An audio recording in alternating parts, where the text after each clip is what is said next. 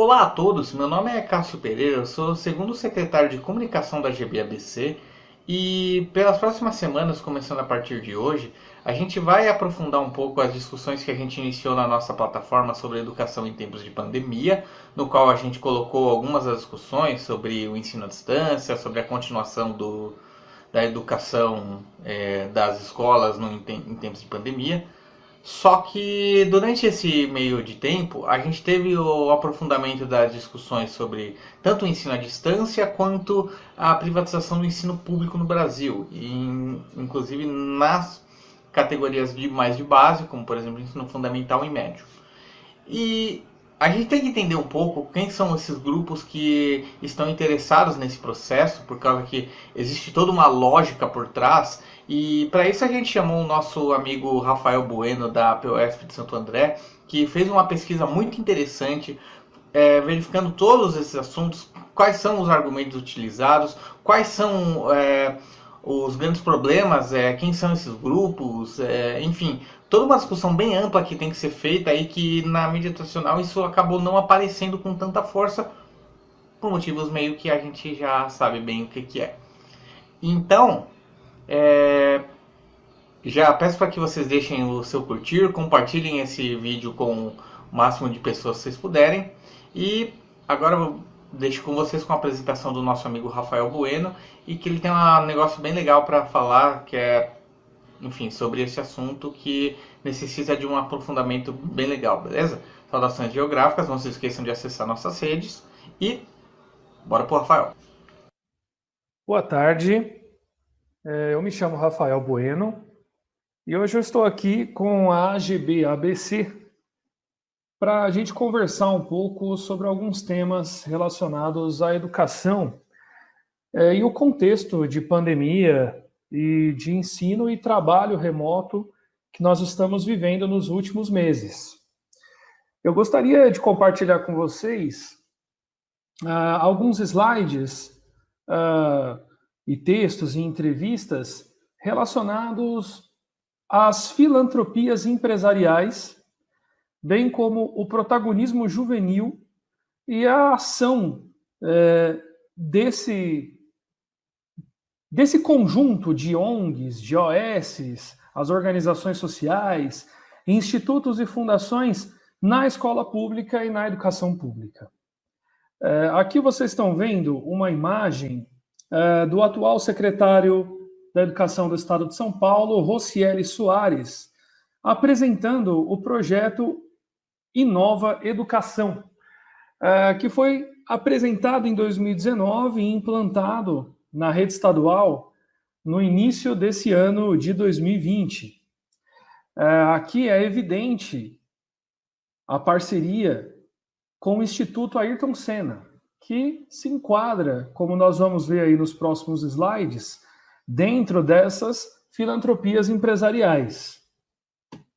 Bem, eu trago aqui para vocês também uma entrevista da Marina Velar.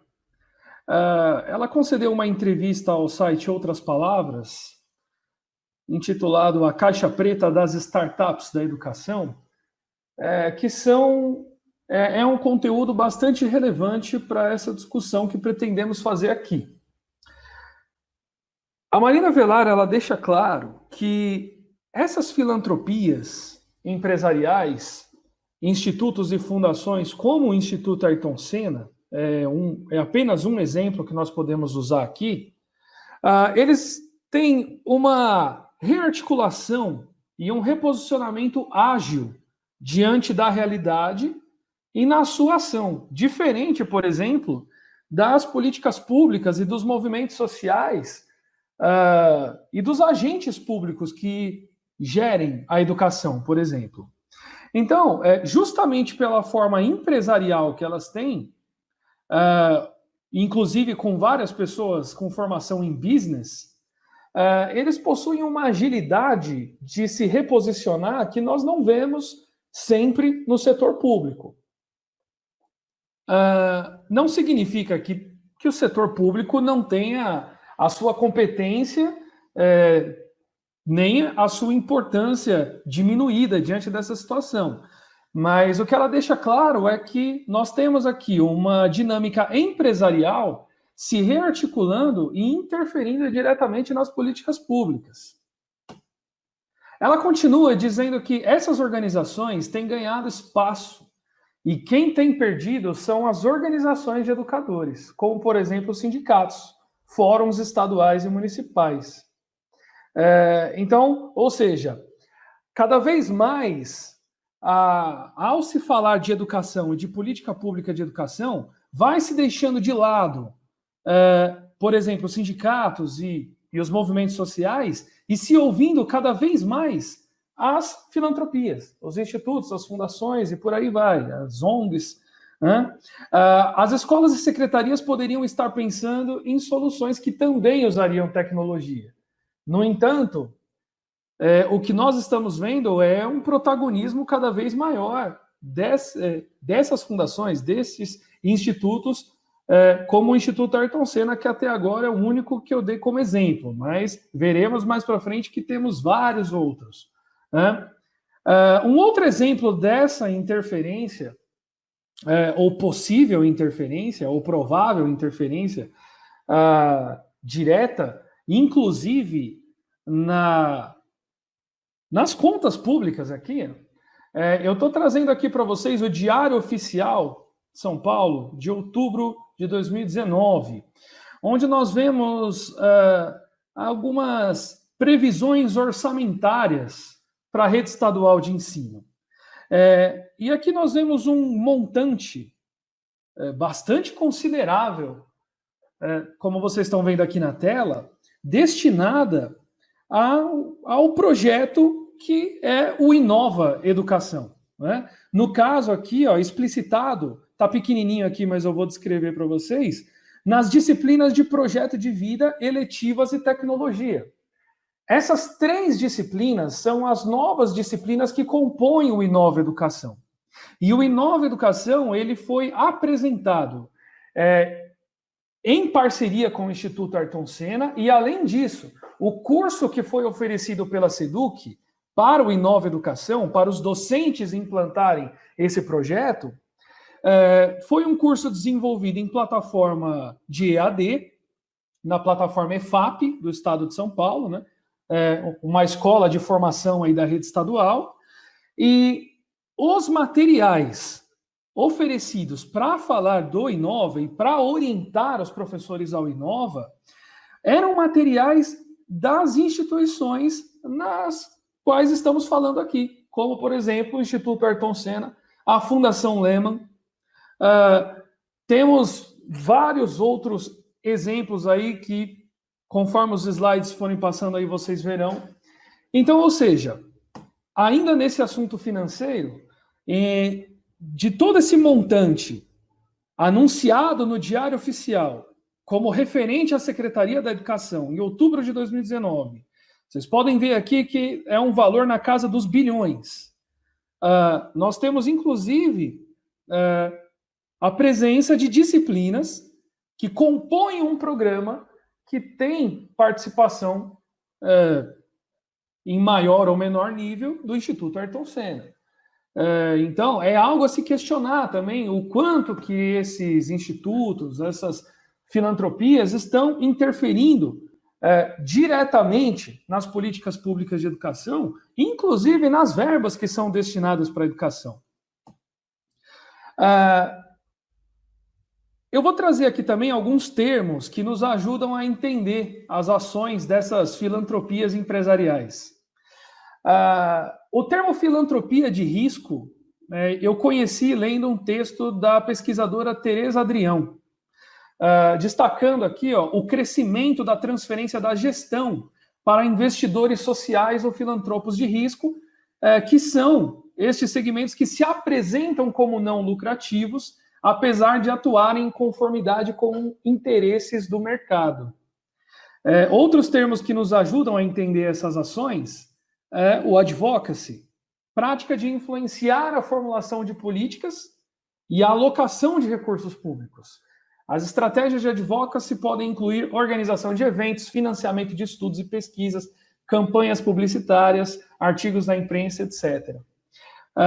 E ainda o accountability, que está contextualizado dentro do neoliberalismo, criando mecanismos de controle, prestação de contas, medições de desempenho, políticas de responsabilização. E isso é algo que nós vemos bastante presente no setor público no estado de São Paulo.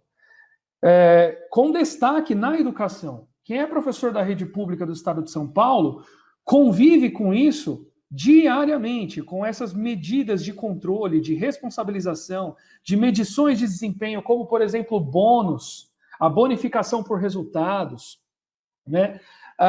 Essa política está sendo desenvolvida em São Paulo, no estado de São Paulo, no mínimo desde 2007, né? Então, esses termos nos ajudam um pouco a entender a ação desses institutos e fundações.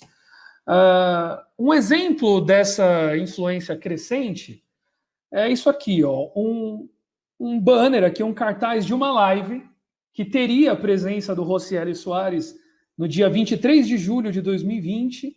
Eu disse teria porque eu assisti essa live, ele acabou não indo, né? Acabou indo outra pessoa em cargo de comando da SEDUC, né? O que demonstra que era um evento importante para eles, né? Um evento que questionava se as aulas presenciais poderiam ser retomadas ainda nesse ano. E esse é apenas um dos exemplos, né? Nós temos aqui alguns, o Todos pela Educação, o Instituto Ayrton Senna, a Fundação Lehman, o Movimento pela Base Nacional Comum e muitas outras, né? Então, ou seja, ao falar de educação em uma live para um público grande, o secretário da Educação ele se dispõe a conversar diretamente com uma dessas organizações, mas muitas vezes a gente não vê a mesma facilidade, a mesma disposição para dialogar, por exemplo, com o sindicato dos professores. Ou como, por exemplo, até mesmo os fóruns educacionais e os movimentos sociais.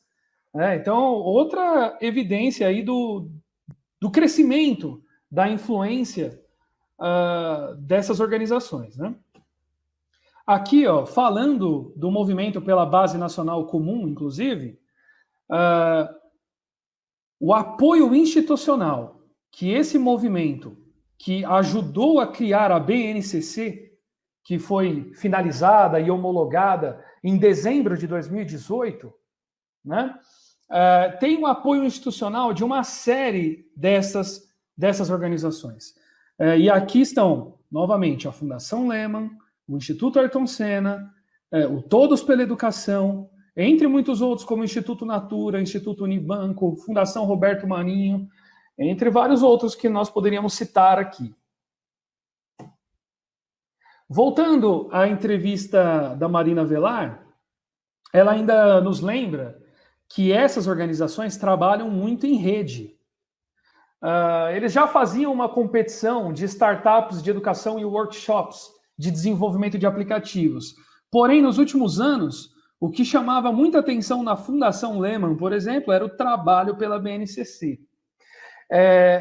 E logo em seguida, nós vamos ver o porquê da importância desse termo startup nesse contexto também, né?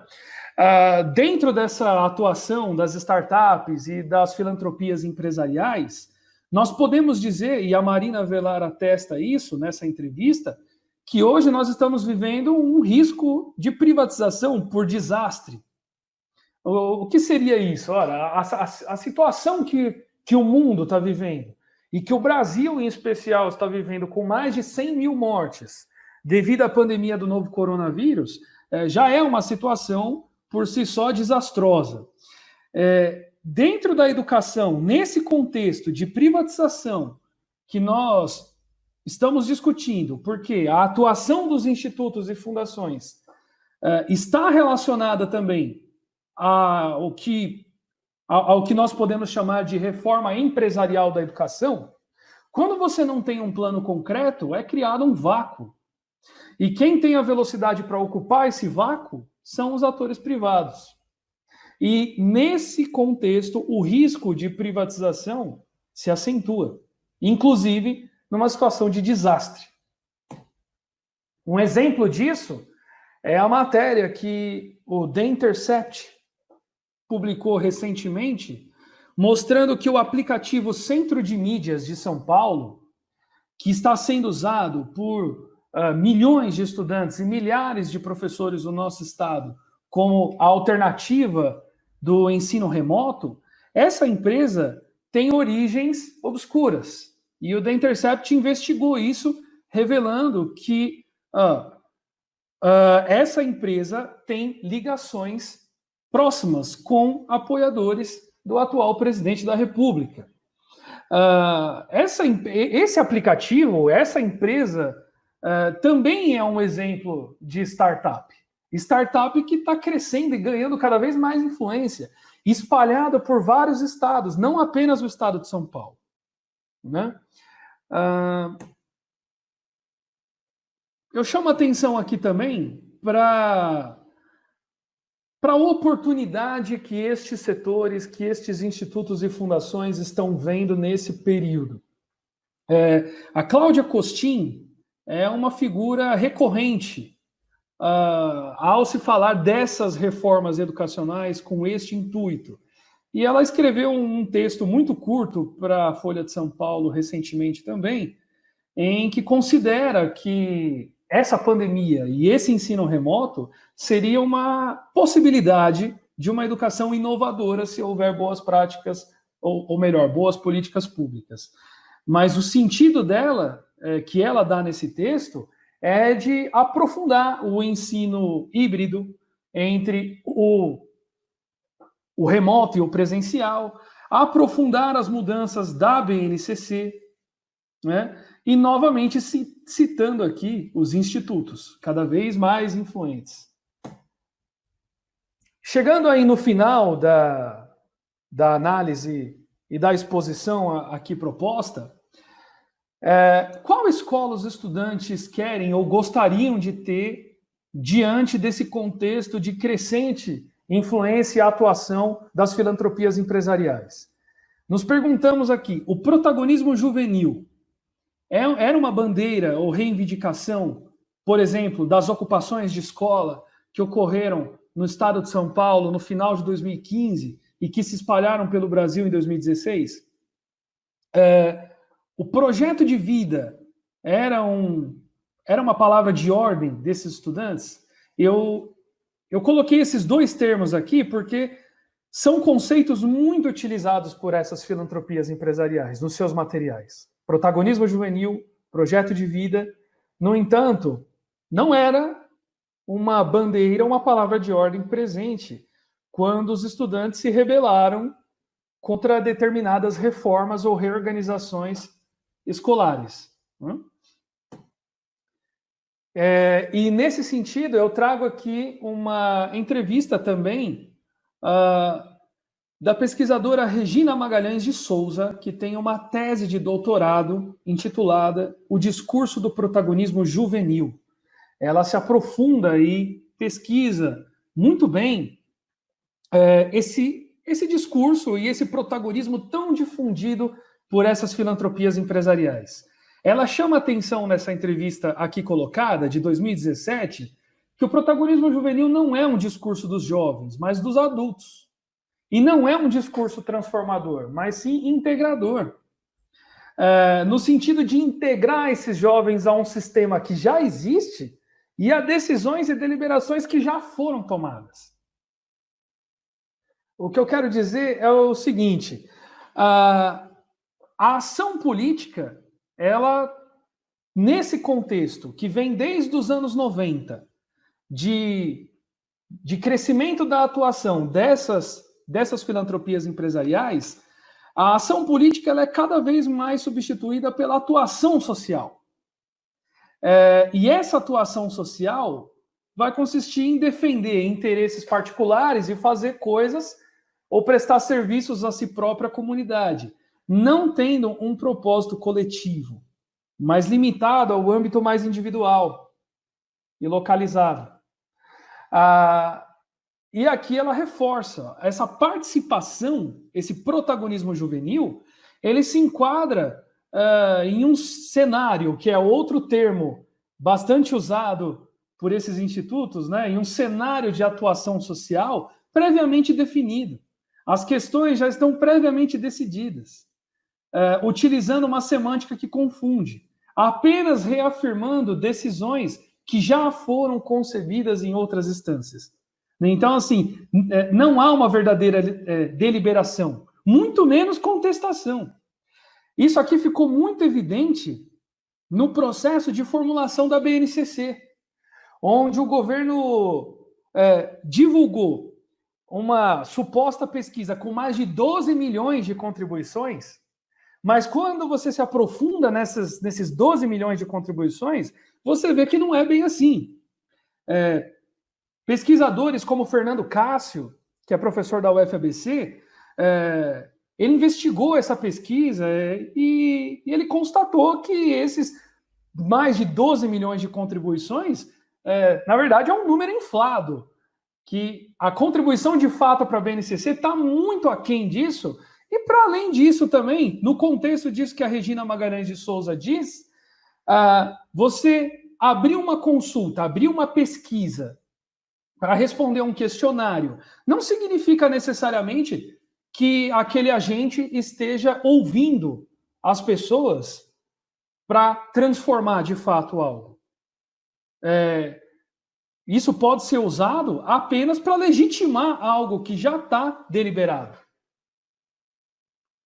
Então, o discurso do protagonismo juvenil, ele tem embasado a política de educação no Brasil. Isso nas palavras da Regina. Tanto a educação escolar quanto a não escolar, realizada pelas organizações do terceiro setor. Lembrando que essa entrevista é de 2017. E ela diz aqui que há uma necessidade de realizar outros estudos para ver o quanto esse protagonismo juvenil e o quanto esse discurso está de fato presente nas escolas e nas experiências dos próprios jovens, né?